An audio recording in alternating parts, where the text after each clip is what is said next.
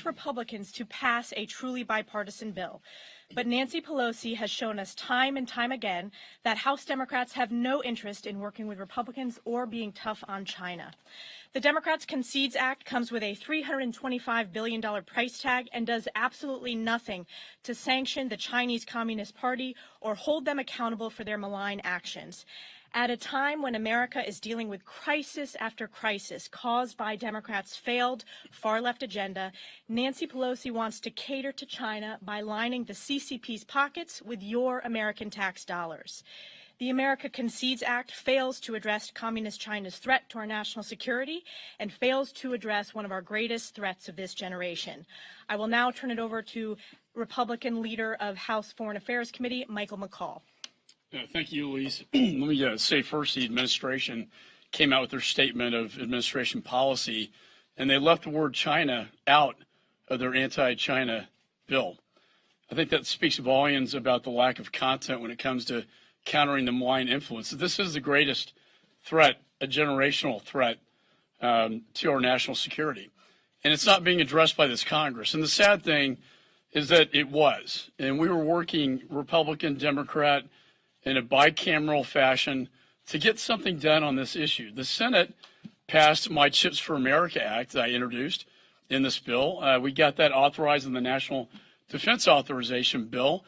I had a conversation with Secretary of Commerce Raimondo talking about what can we get done working together as Americans.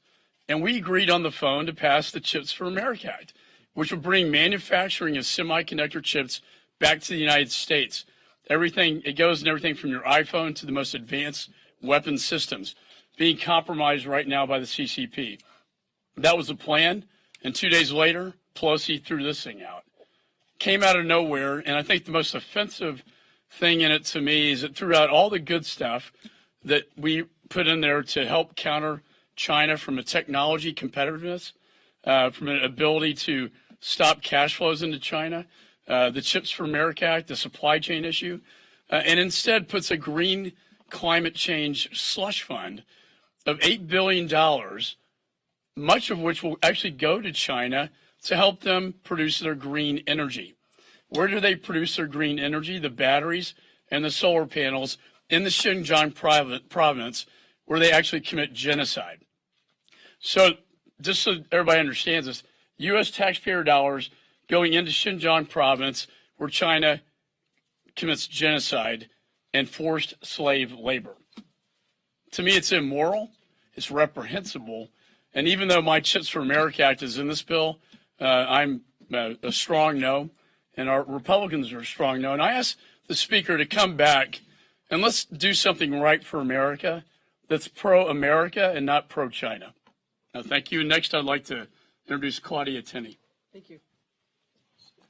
Thank you. On May 24th, or May 24th, 2000, the House of Representatives voted to establish a permanent, normal trade relations with China. The dominant post-Cold War thinking, which pervaded the political class at the time, posited that our markets and our economy to China, opening our markets to China, would bring prosperity, material well-being to both nations. Many even said that expanded economic ties with a democratized China would bring China new freedoms to the Chinese people. We know that not to be true. 2 decades later, things aren't so rosy. In the aftermath of these and other agreements, the United States experienced a decline in manufacturing that has been dubbed the China shock. Millions of manufacturing and other well-paying middle-class jobs disappeared from regions, especially in upstate New York, where the Industrial Revolution was started, and also where I happen to have a business, a manufacturing business founded 76 years ago. We've witnessed the negative impacts on our communities during this pandemic. America's continued reliance on China for PPE and other critical materials is a national security risk. Our ports are also backlogged with goods that we can no longer produce at home.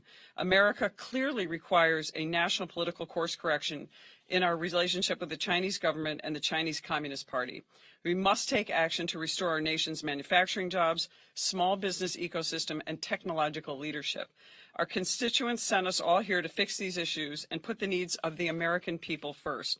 However, the House Democrats under Nancy Pelosi are once again using an urgent national need as leverage to cynically push forth unrelated liberal priorities and poison pills in this bill. You don't take my word for it. Look at the White House statement, as my colleague and leader, Mr. McCall, said, praising the misnamed America Competes Act, and it didn't mention the word China in it once in their statement. It's pretty, and China being our greatest adversary. The language in the legislation itself talks about coral reefs, climate change, even more than China. This is all you need to know about the priorities in this bill. And even worse, the provisions in this bill will make us even more reliant on China, as my colleagues have indicated. It keeps our supply chains overseas and forces us to depend on China for critical rare earth minerals required to produce chips, solar panels, batteries. We have these resources here. The production should be here in America. We should be utilizing our American workforce and our industrial capabilities here in America. However, the Republican conference has not stood idly by with this disastrous bill. Many of our members, including myself, have submitted strong amendments to boost American manufacturing that would prevent U.S. investment in malign Chinese state-controlled companies, that will hold the Chinese Communist Party accountable, that will counter the full range of threats the Chinese Communist Party poses to our national security. The American people sent us here to Washington to work for them, not for China. The American Concedes Act would only empower in China and threaten America's security interests. And now I recommend, and we'll hear from Representative Young Kim.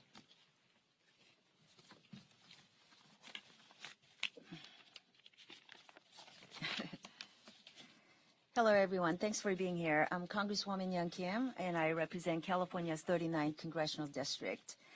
The Chinese Communist Party's goal is to become the world's top economic power by 2025 and has made it very clear that their goal is to surpass the United States in technology and science. And the reality is they are winning. They are outspending us on research and development. And today, China awards more bachelor's degrees in science and engineering than the United States, EU, and Japan combined. They are producing more STEM graduates than us, and by 2025, they will graduate twice as many STEM PhDs as we do. They are acquiring our valuable intellectual property, sometimes through theft and forced acquisitions. As much as 85% of America's long-term economic growth is due to advances in science and technology, we cannot afford to fall behind. As 2025 looms closer, and as their propaganda is broadcasted to the world starting this week during the Beijing 2022 Winter Olympics, our nation must be united and unwavering in asserting our global leadership and holding the CCP accountable.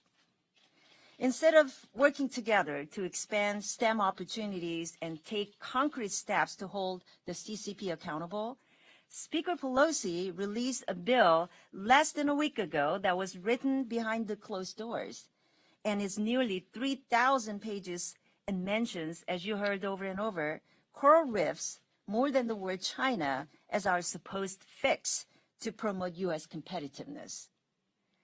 This is neither the way to govern nor address global threats.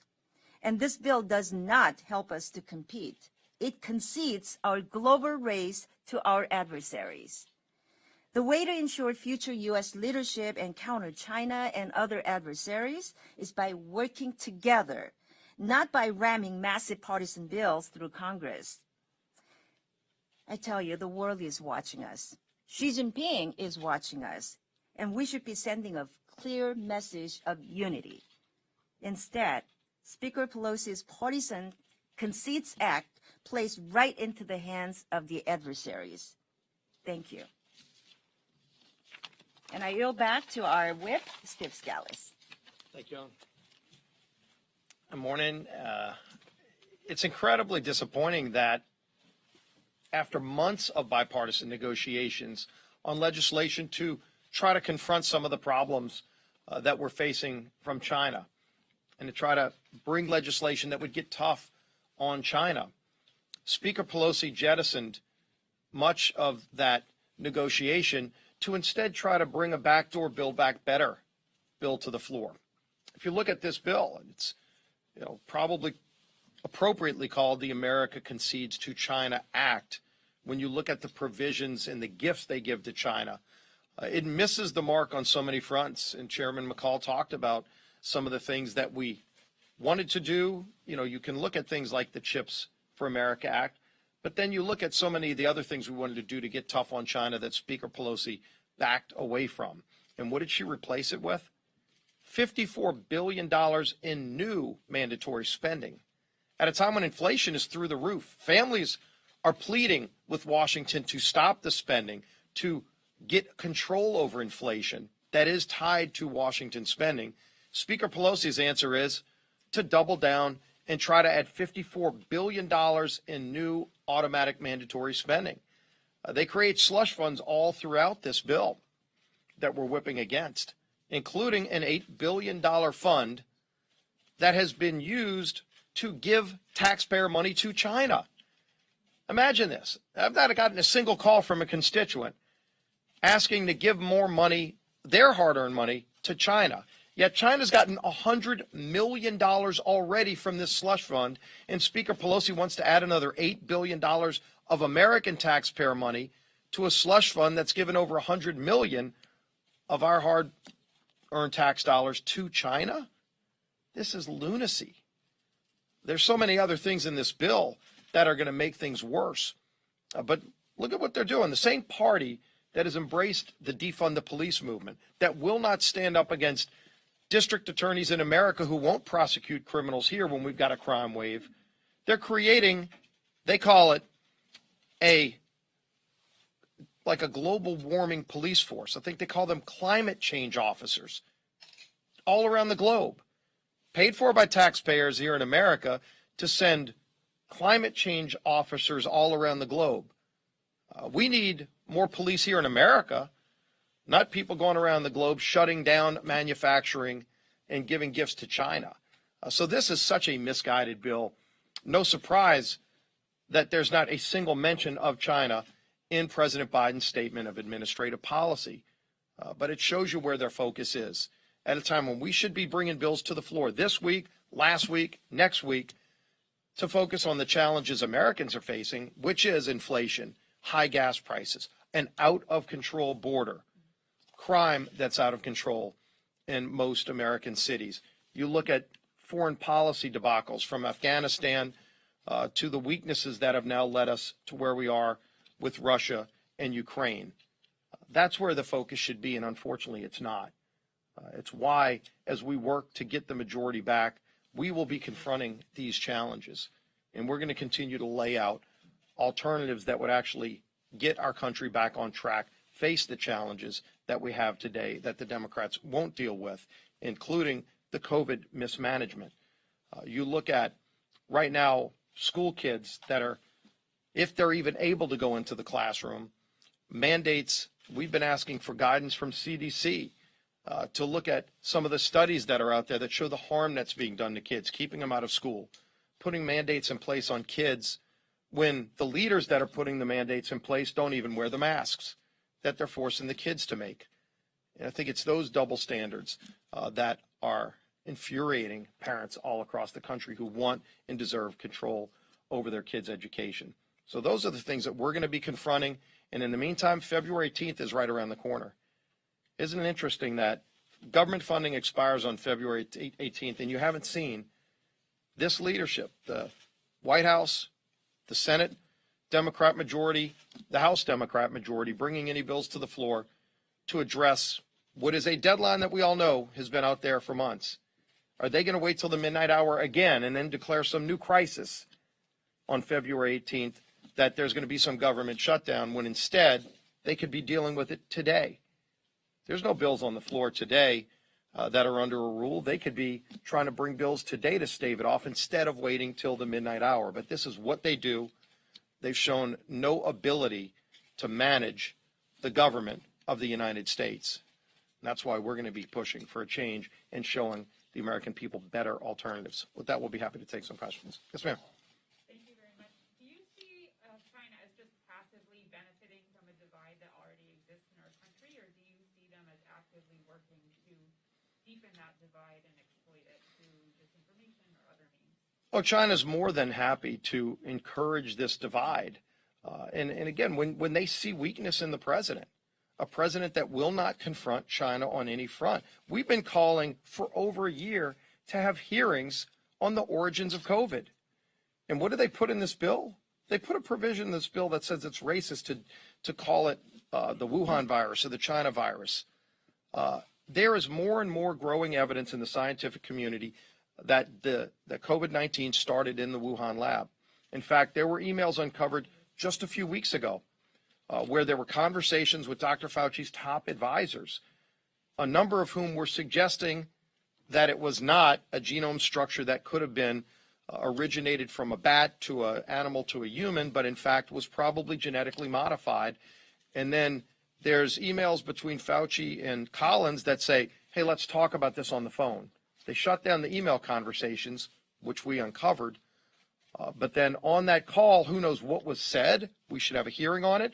But days later, some of those same scientists who were suggesting that COVID-19 started in the lab and was genetically modified reversed course and said it would be a conspiracy theory to suggest that it started in the lab.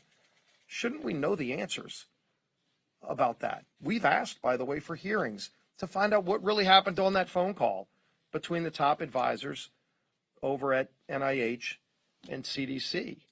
We haven't gotten a response. I think the American people want to know an answer to those questions. When you look at the deaths all across the globe, you look still in America, some of these governors and mayors want to shut down their communities. People are ready to get back to their lives. We should have these answers, and we still don't. So we're going to keep pressing for these answers. And if we're in the majority, we will have hearings to get to the bottom of these serious questions. Yeah. Now the Supreme Court has not dived into the proxy voting question. Have you heard from any members of your conference interested in keeping proxy voting should you all take the majority? We're going to get Congress working in person again. I know Leader McCarthy has talked about this. We will end proxy voting, but we'll also get committees meeting in person again. You know, you look all across America, most people are getting back to work in person. They recognize that, you know, people that want to take precautions can take whatever precautions they want, but we've got to open things up again. And it hurts the legislative process when we're not meeting in person. When you don't have a committee meeting where, you know, if you're on a Zoom screen and you've got one person over here on this screen and somebody else on that side of the screen, you don't get the amendment process working like you used to. You used to have a good, robust, bipartisan committee process where you could actually resolve some of those disagreements in committee because you could walk down the aisle on the dais and talk to somebody from the other party to work through a challenge. Committees do that all the time, and maybe people forgot because they haven't seen it happen in 2 years. We have to get back to that, and we will get back to that when we take the majority. Yes. I have two questions. The first one's for you. You said that Speaker Pelosi stripped some tough on China provisions. If you could be more specific about those. And then the second one is for Representative McCall. You mentioned Xinjiang. I was wondering if there are sanctions to prevent the forced labor in Xinjiang. Why does that not go far enough? Well, let me ask, because Chairman McCall's chairman of the China Task Force has been doing incredible work on laying out policies to be tough on China, but he's also been actively involved in the negotiations that were going on for months before Speaker Pelosi jettisoned and tried to go to a backdoor Build Back Better. So I'll ask Chairman McCall if he wants to address those points. You know, I think that's what so violates the moral issue so much is that they put this money into a province that's committing genocide, even though we passed the Forced Labor Protection Act. So these products, the batteries and solar panels, are made with Uyghur Muslim population that are under forced labor. So that's the most offensive, immoral provision in this bill that I cannot accept, even though the Chips for America Act is in here. Again, I was given assurances by the administration that would pass on its own on the floor. That would be the cleanest way to get some movement in Congress in the right direction to bring manufacturing of these really critical national security items back to the United States. And instead, we get this. And very disappointing in the process. I have talked to Senator Cornyn I know he's talked to McConnell. I think they envision a conference committee so we can take some of this really bad stuff out. I thought the Senate passed a very bipartisan, very countering China bill that also invests in our research and development. As Young Kim talked about, we got to compete with China's technology, AI, quantum computing, 5G. None of that's really in this bill. And so I think those are some of the bigger provisions. And also to think that they're putting funding into the Confucius Institutes in the United States. That when I've talked to the FBI or a direct threat to our national security at our universities, I have personally shut down universities across the country with just sending a letter that this is infiltrating, taking place, espionage on the part of the CCP in the United States. It's the enemy within that is infiltrating our universities, but also 1,000 Talents program at our universities. And that's why we shut down the Houston consulate, because they infiltrated and stole our medical research, including the vaccine and including NASA data. So this is real stuff, and I've talked to DOJ about this. Interestingly, in the prior administration, we had 130 indictments after the Houston consulate was raided. We've only had 8 indictments under this administration. So where's the toughness on China? And that's in our own country. There's a lot of work to be done. In addition, why are our companies exporting the technology that they use to build the hypersonic? This missile that goes around the world with precision, carrying a nuclear payload with precision that we can't stop. And yet it's our technology that's being used as the backbone to build missiles like that. That behavior needs to stop. We get the majority back. We're going to use that Export Control Act to stop American technology from going to China that benefits their military, and then they turn their sights right at us. That needs to stop, and it will stop when we get the majority. Wait, so just to clarify, the sanctions part of it, so you're not confident that those sanctions on the Xinjiang region will be enforced? Or, because there is I think they're creating a collision course between funding that will go to the very province where they commit genocide. That's where they create the green energy. And so if they're going to give, they've already given $100 million. Now we have $8 billion more. And if the money's going to go to produce those items, the Chinese are going to use that money, and they're going to get around those provisions, maybe moving it to other places, but still using Uyghur Muslim population for forced labor, and they'll get around those provisions. And the idea that we're using taxpayer dollars to do that, I don't know how any of these Democrats can go back home and justify that vote. We had that amendment, my amendment at committee, to prohibit taxpayer dollars from being used for that purpose. That's being used for genocide. And every Democrat voted against my amendment. I don't know how you defend that back home. Thank you all. Thank you. Yeah, well, sure. Sorry. Yes, back. What is your understanding of how many schools, K-12 schools across the country are closed because of COVID right now? I know there were a lot of closures with the Omicron surge, and now that's abating, and it seems like the situation is Yeah, it's hard getting exact numbers each week, but a few weeks ago we saw over 5,000 schools, not systems total, but total schools were closed. And so we've been pushing to get every school open because the science, there are a lot of really important studies that scientists have said, look, kids are much safer and better off in school. And, so from the health side, they're better off in school, but from the learning side, the data is coming in from the last year and a half, and it's devastating for kids that were not in the classroom. And so we know the damage that's been already caused to millions of kids that were kept out of school last year. The science is very clear that they're safer health-wise and learning-wise being in the classroom. And just a few weeks ago, there were more than 5,000 schools closed. With the number, it fluctuates, of course, every week. But we've been urging every school to be open. We've called on President Biden. He's put billions of dollars out there to school systems, $2 billion which went to Chicago, and they kept some of their schools closed. And we've told them they should pull the money back and say, if you don't open, you don't get the money. It's a common sense idea. Frankly, the money should follow the students. So parents who have kids trapped in schools that are closed because they don't have options should be able to let the money follow the student and go to a school that's willing to teach their kid in person. That's what we're pushing for. That's not where we are right now. Thanks. Thanks, John.